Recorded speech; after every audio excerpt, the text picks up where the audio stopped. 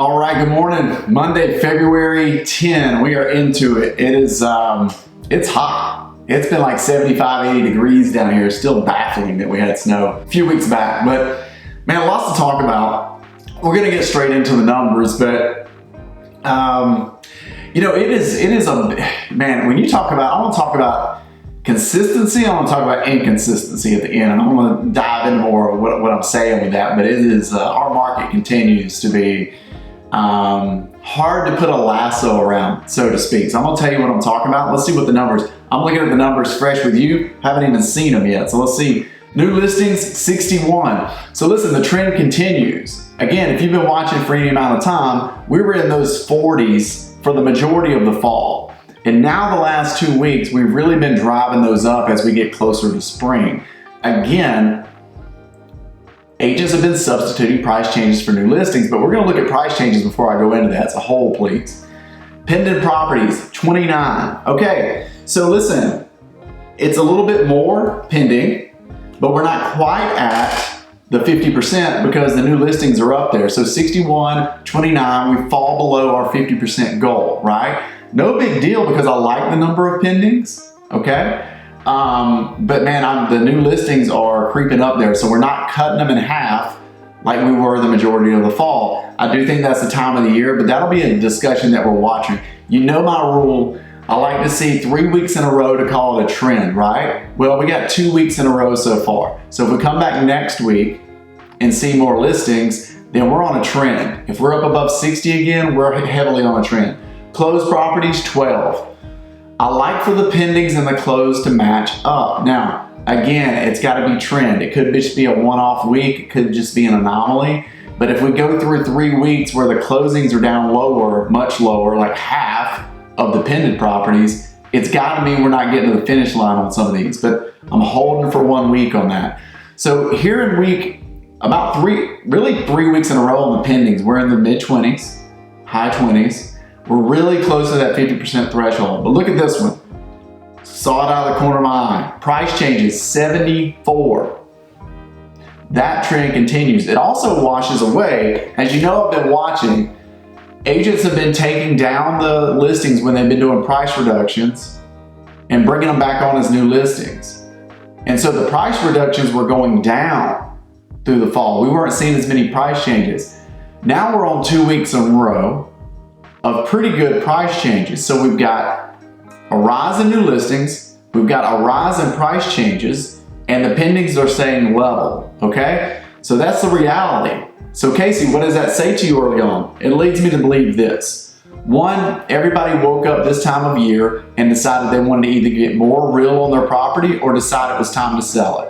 Number two, I know this time of year is when agents are having these meetings going, am I going to hit my goals? And they're starting to make calls and they're driving new business. I can still tell you that a lot of these properties hitting the market are not priced incredibly well. They're just not. They're not getting to the point. There's enough evidence out there right now that says, okay, listen, if you're going to come to the market, and I'm going to talk about this with the consistency and the inconsistency part. There's some that are. Some of them are coming out here and they're compelling. But I'll tell you this, like, sometimes I just don't understand. Because if you're going to bring it on, it's not making sense to do it at where you are.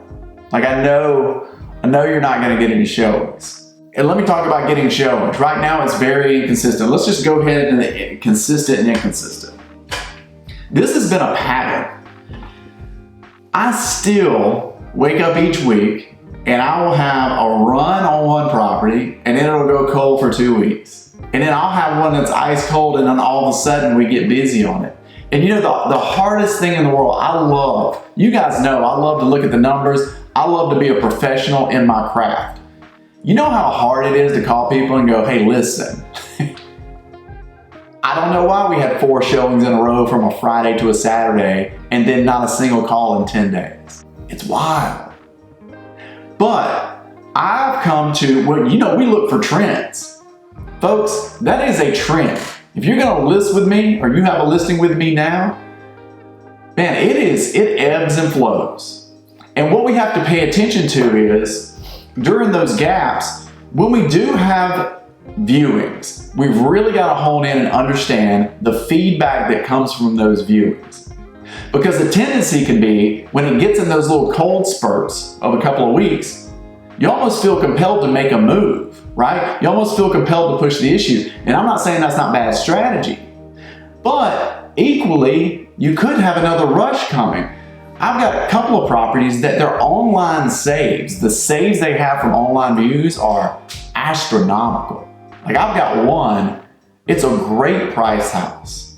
We know it is. The market's told us. But I haven't had a showing in 14 days, but the saves on like Zillow and all those other websites are through the roof. Like it's out there, it's on there. So listen, here's the other piece of the consistency and inconsistency. 30A and Destin continues to have sales that make you go, man, they really got aggressive on selling that one. They must needed to move that property. And they were also breaking records. I mentioned to you in this past year, we had the highest sale ever on 30A this fall, and we just had a $17.5 million one in Rosemary on the Gulf front. And then some of the stuff we can't get people to go into.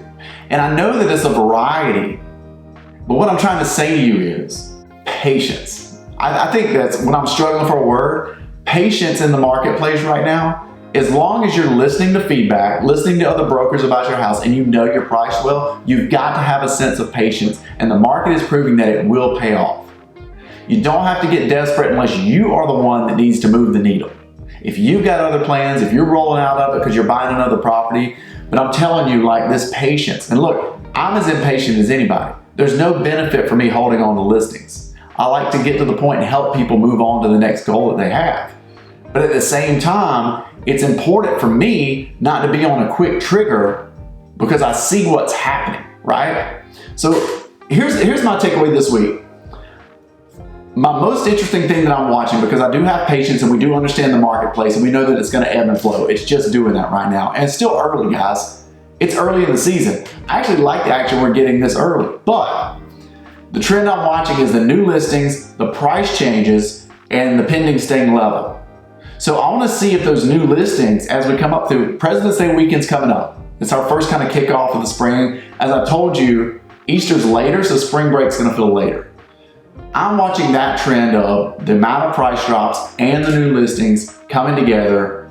Will that settle down, or will the pendings get up there to reach that 50% and we start leveling the playing field and staying super consistent like we did? Again, that's more new listings than we're taking away. I'm not expecting to bring on 50 and have 50 under contract, but that's our metric, that's our meter, because that's what we did all last year, and we understood that we were able to control that inventory amount based on how we did last year.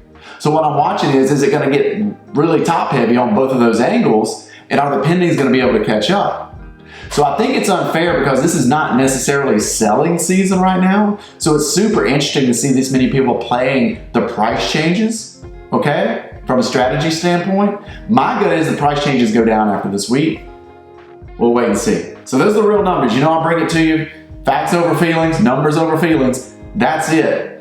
And you gotta be aware of your pocket. I'm going to show today, $2 million range. In the pockets that they're looking at, there's not even actually a lot of inventory. You know, and there were things that got multiple offers this weekend. So there's still little pockets out there. If that's your desired range or location, there's some dry inventory. Grayton Beach has 4 houses on the market right now. Blue Mountain Beach, 4 houses on the market right now. They had one built in like the 60s, a center block house, 1 block back, $2 million, 800 square feet, multiple offers went down this weekend. So what you got to look at is the pockets of inventory. So we talk broad about the inventory, but for you specifically, what's your specific market doing? That's so important, I can't stress it. That's why I got on the soapbox last week about all the fear-mongering across Florida real estate collapse. Let's zero into the hood you want. Let's zero into the neighborhood, the community, where you want to be, okay? That's what we got to do. Whew, busy week. We're going to be out there. I am showing most of the day today. Our listings are showing today. Maggie's running all over the place. The quarterly report is out. If you have not seen it, look at the video down below this one. It's out there for you. We worked hard on that, and hope you enjoy it. Call me with any questions. We're out there. Text us. We're out looking at stuff. Let us know how we can help you. Talk to you soon.